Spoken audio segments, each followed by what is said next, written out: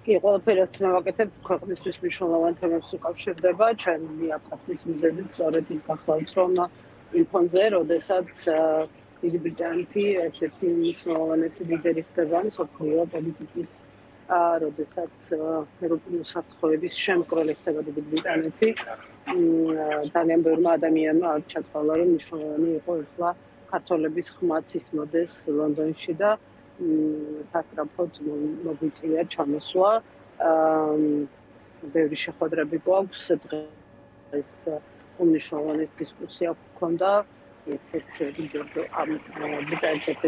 ორგანიზაციაში, რომელსაც უამრავი ადამიანი ესწრებოდა, პრაქტიკულად ყველა სახელმწიფო უწყება იყო წარმოდგენილი და შემდეგი 3-4 დღის განმავლობაში გავაგრძელებთ საუბარს იმაზე, რომ მიუხედავად იმ უზარმაზარი კრიზისისა, პოლიტიკური კრიზისისა, რომელიც ქვეყანაშია, მიუხედავად იმისა, რომ საქართველოს დაპატრონებული არიან დღეს სრულიად არალეგიტიმური ადამიანები, ქართული ხალხის ხმა ისმის მძაფრად, ისმის მკვეთრად და ამ ხმას სჭირდება შეძახილი გარედან და ნებისმიერი მოლაპარაკებების მაგიდა, თუ დიალოგი, თუ დისკუსია რუსეთის ოკუპაციისგან მისი მეზობლების გათავისუფლების შესახებ საქართველოს საუბარსაც უნდა მოიცავდეს. ეს არის ჩვენი მთავარი საქმე და მთავარი ამოცანა, ქართველების მთავარი საქმე და ამოცანა დღეს აქ და ძალიან ბედნიერი ვარ, რომ სწორედ ჩემი დაპატეჟება გადაწყვეტეს ბრიტანელებმა აქედან მიდიოდა პარიზში უსაფრთხოების ფორუმზე, ზუსტად იგივე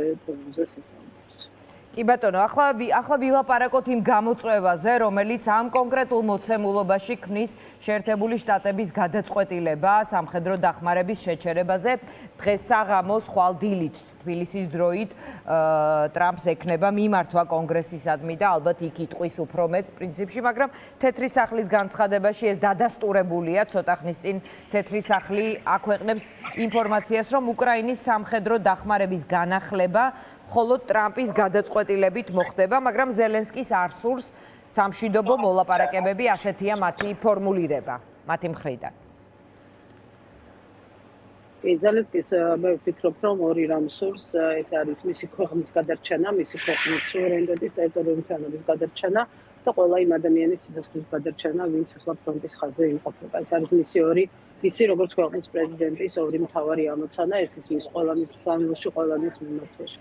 შესაბამისად, ამ პრობლემების მოსაგვარებლად მშვიდობას არ აქვს ალტერნატივა, მაგრამ ამასობაში ყველას ძალიან კარგად გვესმის, რომ მნიშვნელოვანესია ის უსაფრთხოების გარანტიები, რომელიც ამ მშვიდობის დამყარებას უნდა მოყოს და მე ვარ ხოში იმედი მაქვს, რომ მათ შორის ამ ქალაქის დახმარებით, ამ ქვეყნის დახმარებით, საერთაშორისო და ევროკავშირის მოწადინებით გრძელვადიანი სტაბილური მშვიდობა ისე, რომ უკრაინის სუვერენიტეტი ტერიტორიული თანხმობა იყოს გარანტირებული, შესაძლებელი იქნება, რომ მიღწეულიყნას და ამ ბრძოლაში, რა თქმა უნდა, ამერიკის შეერთებული შტატების თავისუფალი სამყაროს ნაწილი იქნება და კიდევ უფრო მეტიც მე დარწმუნებული ვარ, რომ თავისუფალი სამყაროს ლიდერის პოზიციებზე დაბრუნდება. უბრალოდ ახლა არის რაღაცა მცირედი პერიოდი. კი ბატონო, რაზე არის ეს გამოსწორება დამოკიდებული? ზელენსკის ბოდიში ესეც გაჟღერდა, რომ ელიან მისგან ბოდის, ზელენსკის წასვლა, ესეც განიხილება. მოკლედ მედიის მეშვეობით, ჯერჯერობით, რა შეიძლება იყოს გამოსავალი?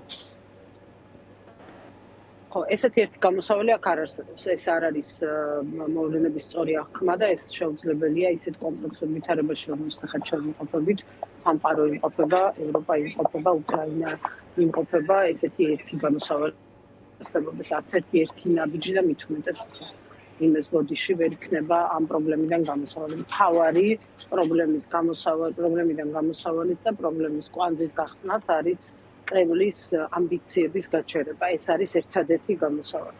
ნებისმიერი ინსტრუმენტები, რომელთა ერთობლიობაც გააჩერებს კრემლის აგრესიას მისი მეზობლების წინააღმდეგ, არის ერთადერთი გამოსავალი. ამისთვის რა გახდება ყველაზე უფრო ქმნითი ფაქტორი, ზუსტად ამაზე მსჯელობს და საუბრობს დღეს მთელი მსოფლიო და მაგრამ მთავარი არის, რომ დრო არ დაიკარგოს ამ საუბრებში, მთავარი არის, რომ ამ გაუგებრობის დასრულებაში, რომელიც ვაშინგტონსა და კიევს შორის, ისე როგორც ვაშინგტონსა და ბრიუსელს შორის შეიქმნა, ეს გაუგებრობა რაც შეიძლება სწრაფად დამთავრდეს, იმიტომ რომ ყველაზე ნაკლები დრო დასაკარგი დღესაც უკრაინას იდგიახ, ნამდვილად ადამიანები ყოველდღიურად ეწირებიან თავისუფლებისთვის ბრძოლას. თუ როგორც პრეზიდენტ ტრამპი ამბობს, და ჩვენ ჯვარზე შევიდოვართ მის განცხადებებში, ის მთავარი ამოსავალი არის ამ ადამიანების სიცოცხლის გადარჩენა, მაშინ რაც შეიძლება სწრაფად უნდა დასრულდეს ეს გაუგებრობის ეტაპი და უნდა დაიწყოს გამოსავლისთვის მუშაობა. გამოსავალი მოიძებნება, როგორც კი ფოკუსი გასწორდება, რომ აგრესორი ომში